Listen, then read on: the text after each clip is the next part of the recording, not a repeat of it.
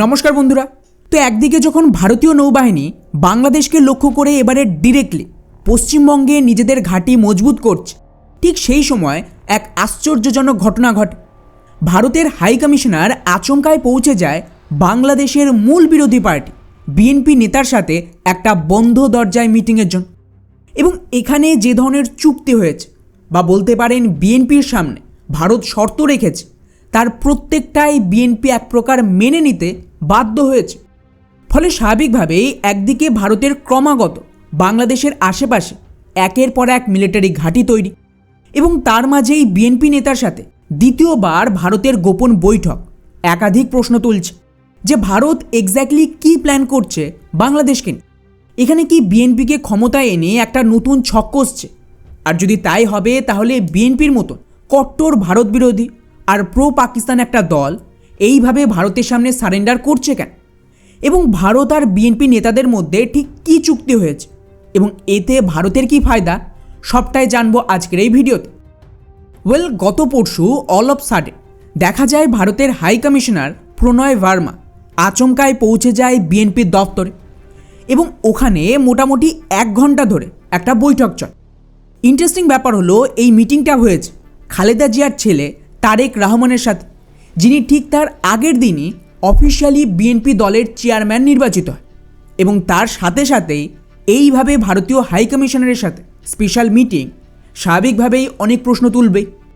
যদিও এখানে মিডিয়াতে প্রপারলি কোনো প্রেস ব্রিফিং নেই, কিন্তু বাংলাদেশের নিজস্ব মিডিয়া কিছু কিছু দাবি করেছে, যেখানে বলা হচ্ছে যে ভারত বিএনপির সামনে 2-3টে ডিমান্ড রেখেছিল যে ওরা ক্ষমতায় আসার পর কি কি হবে। আর বলা হচ্ছে এর প্রায় সবটাই তারেক রহমান মেনে নিয়েছে। যার মধ্যে কিছু উল্লেখযোগ্য যেটা আপাতত মিডিয়ায় এসেছে, সেখানে বলা হচ্ছে ভারতের 4টে ডিমান্ড ছিল।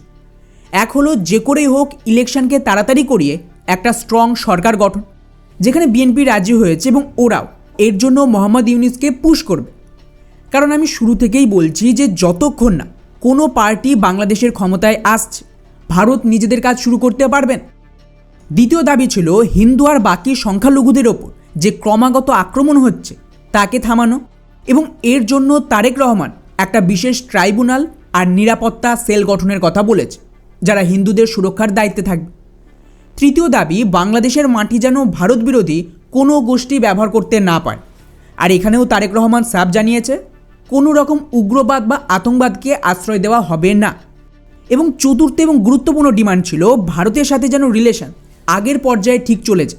এখানেও তারেক রহমানের দাবি যে বাংলাদেশের স্বার্থ মেনে ভারতের সাথে একটা ভালো সম্পর্ক ওরা রাখতে চায়। এখন বন্ধুরা, বিষয়টা একটু বেশি আশ্চর্যজনক নয়? আওয়ামী লীগ ভারতের পাপেট, এটা বাংলাদেশের জনগণই বল, কিন্তু বিএনপি তো ভারতের বিরোধী। তাহলে তারা ক্ষমতায় আসার আগে ভারতের সাথে এইভাবে চুক্তি করে বা ভারতের শর্ত মানছে কেন? জবাব স্পষ্ট। ভারত চাইছে তবেই কিন্তু বিএনপি ক্ষমতায় আসছে, আর ভারত না চাইলে কোনো পার্টি ক্ষমতায় আসতে পারবে না, আর না ওরা ক্ষমতায় টিকতে পারবে। আর যেটা আমি মোটামুটি গত বছর থেকেই বলছিলাম যে আওয়ামী লীগ স্পেশালি হাসিনা কিন্তু ভারতকে ব্ল্যাকমেলিং করায় ভারত হাসিনার ওপর থেকে হাত তুলে নিয়েছিল। আর আমাদের প্ল্যান হলো বাংলাদেশে ডি-র্যাডিক্যালাইজেশন করা হবে পিওরলি একটা অ্যান্টি ভারত পার্টিকে ব্যবহার করে, যেরকম মালদ্বীপে চলছে। এবং ভারত তো ইতিমধ্যেই আশ্বাস দিয়েছিল বিএনপিকে, এই জন্যই তারেক রহমান হঠাৎ করেই দেশে আসে। আর দেশে এসে কিন্তু কোনো রকম ভারত বিরোধী বয়ান দেয়নি, বরং ওনার যে প্রথম স্টেটমেন্ট ছিল সেখানে উনি ক্লিয়ারলি বলেছিলেন আমার একটা গোপন প্ল্যান আছে। আর তারপরেই আপনারা খেয়াল করেন একের পর এক ভারতের সাথে বিএনপি লিডারের মিটিং হয়েই চলেছে। আর এটা অলরেডি ডিসাইডেড হয়ে গেছিল যে ভারত বিএনপিকেই ক্ষমতায় চায়। এই কারণেই আমাদের বিদেশমন্ত্রী নিজে বাংলাদেশে গিয়ে খালেদা জিয়ার মৃত্যুর শোক জানিয়ে পিএম মোদির গোপন লেটার দিয়ে আসে। আর পিএম মোদি নিজেও টুইট করেছিলেন, এবং ওটাকে নিয়ে আমি একটা ডিটেলস ভিডিও বানিয়েছিলাম, যেখানে ক্লিয়ারলি বলেছি ভারতের তরফ থেকে যা বয়ান এসেছে, পার্টিকুলারলি প্রাইম মিনিস্টার মোদি বয়ান দিয়েছে, তাতে ক্লিয়ারলি তারেক রহমানকে বাংলাদেশের পরবর্তী পিএম হিসেবে সিলেক্ট করা হয়ে গেছে। এবং এখন তারেক রহমানের সাথে যা যা চুক্তি হবে সেটাই করতে হবে ওদের ক্ষমতায় আসার পর।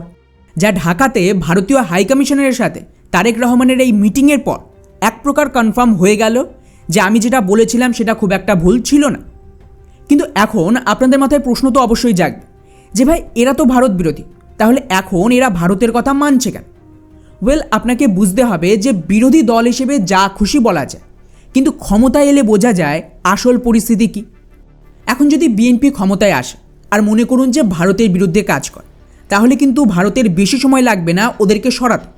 বাংলাদেশের ভেতর আমাদের প্রচুর অ্যাসেটস রয়েছে যাদেরকে মোবিলাইজ করা সম্ভব।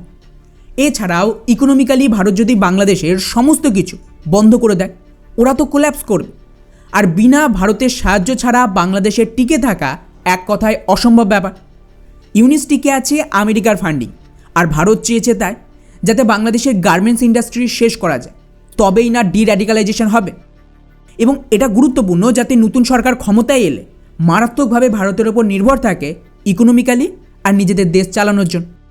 আর শুধু যে ভারত বাংলাদেশে অ্যাকশন নিচ্ছে তাই না, উল্টো দিকে যদি আপনারা দেখেন তাহলে ভারত তো পশ্চিমবঙ্গে নৌবাহিনীর বেসও বানাচ্ছে। ওদিকে চট্টগ্রামের আশেপাশেও মিজোরাম আর ত্রিপুরার মতন জায়গায় ভারতের 3টে বেস রেডি। এছাড়া রংপুরের আশেপাশেও ভারতের 3টে বেস তৈরি হয়েছে, যা ক্লিয়ারলি ভারত একটা ইঙ্গিত দিচ্ছে যে আমাদের কথা মতন কাজ না হলে সামরিক ব্যবস্থাও টেবিলে আছে। এবং ইরান, ভেনেজুয়েলা, গাজাতে যা হচ্ছে আর পাকিস্তানে ভারত যা করেছে, তারপর বিএনপি বা জামাত সেই রিস্কটা নেবেন না। এই মুহূর্তে বাংলাদেশে যত ভারত বিরোধী কাজ হচ্ছে সবটাই ইউনিসের জন্য এবং আমেরিকার নির্দেশে হচ্ছে। কিন্তু আমেরিকা সরলে এদের কী হবে? ফলে এটাই কিন্তু আমাদের জন্য বড় সুযোগ, বিনা মিলিটারি ব্যবহার করে বাংলাদেশের সমস্ত অবৈধ অনুপ্রবেশকারীদের ও দেশে ফেরত পাঠানো এবং তারপরেই ডির্যাডিকালাইজেশন শুরু করে। কেননা এই র্যাডিকালাইজেশন চালাতেও তো টাকা লাগে, যা আমেরিকা থেকে আসতো, ইউরোপ থেকে আসতো বা আরব দেশ থেকে আসতো। এবং ডলারাইজেশনের পর সেটা আর হবে না, তখন টাকা দিল্লি থেকে আসবে। তো টাকা যেমন আসবে তেমনি শর্তও আসবে। ইরানে তো দেখছেন কিভাবে ইসলামিক রিজিমের পতন হচ্ছে। এখানে সবটাই টাকার খেলা। এবং আমি যা বলেছি এক্স্যাক্টলি সেটাই হচ্ছে আর হবে। এবং আপনাদের পছন্দ হোক বা না হোক, বিএনপি ভারতের বিরোধিতা করেই ভারতের জন্য এমন অনেক কিছু করবে যা 15 বছরে শেখ হাসিনা ভারতের জন্য করেন। এখন অপেক্ষা যে পশ্চিমবঙ্গ আর বাংলাদেশের নতুন সরকারের জন্য। ফলে আগামী 6 মাস খুবই গুরুত্বপূর্ণ হবে ভারত আর বাংলাদেশের জন্য।